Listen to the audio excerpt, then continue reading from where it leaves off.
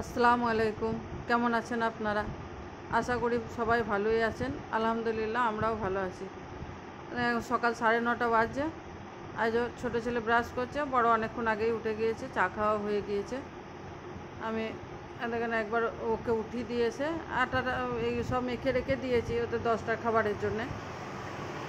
5টা হয়েছে, একটা বাড়তি করলাম, যদি বড়টা একটা বেশি নেয়, ও তো সকালে উঠেছে, একটু চা বিস্কুট খেয়েছে, ওই জন্য একটা বাড়তি করে দিলাম, খেয়ে নেয় তো খেয়ে নেবে। সব ওর চাটা ঢাকা দিয়ে আছে, লিকার চা। রান্না সব রেডি করে রেখে গিয়েছি বানাচোনা করে। তারপরে এবার আস্তে আস্তে রান্নাটা বসাবো।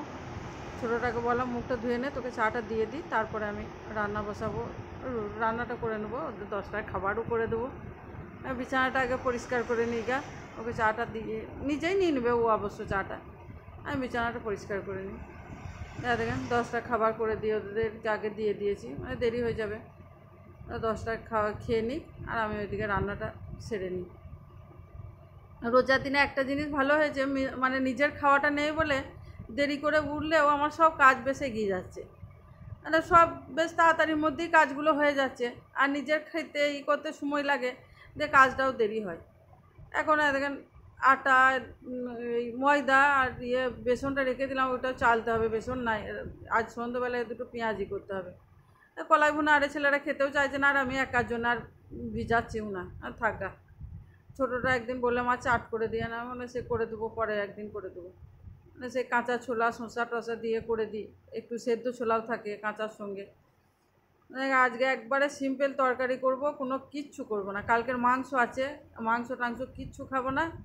আজকে ওই একটু ডাল আলু আর পেঁয়াজ পোস্ত করব। ওরা দুপুরে খাবে পেঁয়াজ পোস্তটা, রাত্রে আর খাবে না। রাত্রে আমার জন্য একটু রেখে দেবো, যাতে পেঁয়াজ পোস্তই বানাবো একটা ডিম দিয়ে। আর ওই ডাল আলু করে দিচ্ছি, মানে কালকে মাংসতে আমি একদমই ভাত খেতে পারি না। রোজার দিনে মানে একবার ভাত খাচ্ছি, তা সত্ত্বেও মানে খেতে ইচ্ছাই যাচ্ছে না। যে দেখি আজকে এই সিম্পল তরকারি করে আচার টাচার নিয়ে যদি রাত্রে খেতে পারি, তো দুটি ভাত। মানে না খেতেও পারছি না, সারাদিন ধরে রোজাও থাকছি, ওই যেটুকুই ফল টল খাচ্ছি, যে শরীর একবারে মানে ভোরে উঠে আর মনে হচ্ছে না যে রোজা রাখতে পারবো। আর ভোরেও সেরকম খাই না, দুধ মুড়ি খাই। দিয়ে ওই জন্য ভাবলাম যে আজকে কিচ্ছু করবো না। আমি ছেলেদিকে আগেই জিজ্ঞাসা করে নিলাম, যে বলে হ্যাঁ মা, তোমার যা ভালো লাগে করো। এই ছেলেটা পেঁয়াজ পোস্তটা খুব পছন্দ করে। এখন বড়োটা বলছে আমি তো ভালোই বাসি মা, আমার কোনো অসুবিধা হবে না। আর ছোটোটা যদি না খেতে চায়, তখন একটা ডিমের পোচ আরে করে দেবো। এমনি ডিমের পোচ করেই দেবো, কিন্তু পাশে একটু ওই পেঁয়াজ পোস্ত দিয়ে দিলে ও খেয়ে নেবে। আর বড়োটারও নাই, অসুবিধা নাই। বড়োটা পেঁয়াজ পোস্তটা ভালোবাসে, কিন্তু ওকে আবার একটু তেল লয়লা বেশি ভালোবাসে। আমি কম তেল দিই, ওই জন্য আজকে আবার একটু বেশি তেলই দিলাম। তো ওই যে মাসে মামির মতো করবেন পেঁয়াজ পোস্তটা, মানে ওর মামি একটু তেলটা বেশি দেয় পেঁয়াজ পোস্তয়। দিয়ে বলবো মা, মামির মতো করবেন পেঁয়াজ পোস্তটা, একটু তেল হয় যেন। আর ঠিক আছে, তোর মামির মতোই করে দেবো। আর আমি তেলটা কম দিই, শুকনো শুকনো থাকে। আর ওর মামি একটু তেলটা বেশি থাকে, ও তেলটা বেশ দেখতে ভালো লাগে। বেশ তোর মামির মতোই তেল অয়লাই করে দেবো নি, দিয়ে একটু বেশি করেই তেল দিয়ে দিয়েছিলাম। দেখেন আমার পেঁয়াজ পোস্ত হয়েও গেল, রান্নাও আমার হয়ে গেল। শুধু ডাল আলু আর পেঁয়াজ পোস্ত করলাম, আর কিছু করি নাই।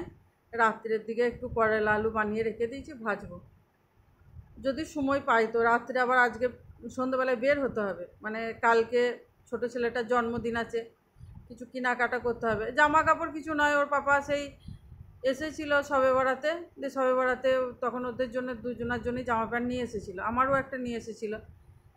কালকে আমাকে জিজ্ঞাসা করলে রাতে যে জামা কাপড় কী করবে, আমি বললাম তো ওই নতুনগুলোই কেচে রাখা আছে, আমি তো এমনি নতুন পরাই না, না কেচে। আমি বললাম কেচে রাখা আছে, ওইগুলোই পরবে, আবার কবার কিনবে, আবার ঈদের আছে কাপড় চোপড়। উনি জামা কাপড় কিনবো না, উনি এখন একটা টেবিলের শখ করছেন, ওই স্টাডি টেবিল। বড়োটাকে ওর ম্যাম দিয়েছিল জন্মদিনে, ওর টিউশনি ম্যাম। দেবো যে মা আমাকে ওই ম্যামের মতোই একটা টেবিল কিনে দেন, ম্যাম যেমন রিদানকে দিয়েছিল। আমি বললাম বেশ ঠিক আছে, তাই কিনে দেবো। সন্ধ্যেবেলা একবার বেরোতে হবে। আর দেখেন এখন এই ইফতারি সব রেডি করছি। ইফতারি করা হয়ে গিয়েছে। এই যে আমি কিন্তু ওই গরম গরমই তেলে ভাজা করি, করে রেখে দিই না। একবারে চাটাও বসালাম, মানে রেডি করেই রেখে দিয়ে যায়, খালি মেখে ভেজে নিই। আর 3 মা বেটা তো কম করেই করি, হয়ে গরম গরমই খাই। এই পেঁয়াজিটা এদিকেও করছি, আর ওইদিকে চাটাও বসিয়ে দিলাম। আজকে আবার সে দুধটাও কেটে গেল, মানে ছানা কেটে গেল দুধটা। তো ছেলেরা রাত্রে খায়, আজকে রাত্রে খেতেও পাবে না।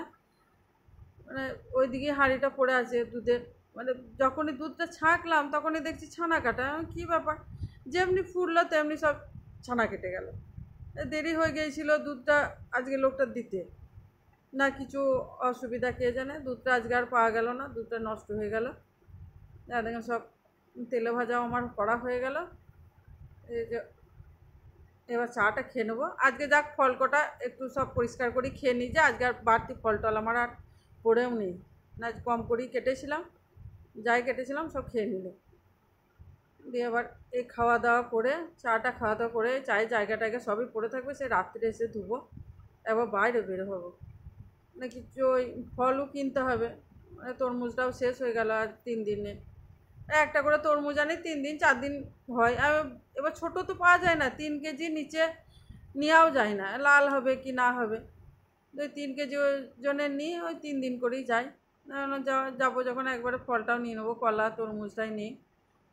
আর দেখেন চাটা ছেলের দিকে বললাম একবার মোবাইলটা ধর, তা বলছে না তুমি ধরো গাতে, আবার ইয়েতে রেখে স্ট্যান্ডে রেখে আবার দেখেন আমি চাটা ছাঁকছি। চাটা খেয়েই নিই, দিয়ে চাটা কেমন হয়েছে জানাবেন, চাটা কেমন হয়েছে। 3 মা বেটা চা আজকে অল্প করেই নিলাম একটু। দেখেন বাজার টাজার সব ঘুরে চলে এলাম, এসব ঢালাঢুলি করা হয়ে গেল। দিয়ে এই যে 2 ছেলেই টিভি দেখছে, আমি এবার রাত্রে খাবার রেডি করব। মানে একটু সে বললাম যে করলা আলু করা আছে, সেটাও একটু ভাজবো। আর কালকে তো ছেলের জন্মদিন আছে, বলছে মা কিছু তো করো। দাও না কী করবো বলতে কিনা, এমনি আমার মন মেজাজ অতটা ভালো নেই।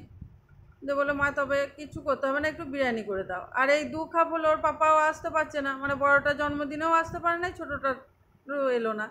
বাপের সাথে খানিক রাগারাগি হলো, ফোন কেটে দিলে, কাঁদলে খানিক।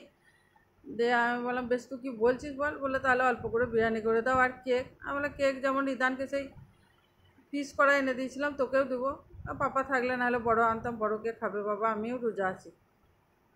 দেখাই যাবে কালকে করা যাবে, আজকেরটা আপাতত এখানেই শেষ করছি। সারাদিনের সবই শোনালাম। কাল আমার ছেলের জন্মদিন আছে, কি করব না করব সেটা কাল দেখাবো। অবশ্য আপনারা এই ভিডিওটা কাল দেখবেন, মানে যেদিন ওর জন্মদিন সেই দিনে দেখবেন। তারপরে তো সেই জন্মদিনের ভিডিওটা তারপর দিন দেখবেন, মানে একদিন পর যেদিন করি সেই দিনই তো সাথে সাথে ছাড়ি না, রাত পর্যন্ত দেখায়, ধরেন সকাল থেকে রাত পর্যন্ত, তারপর দিন সকালে সেটা ছাড়ি।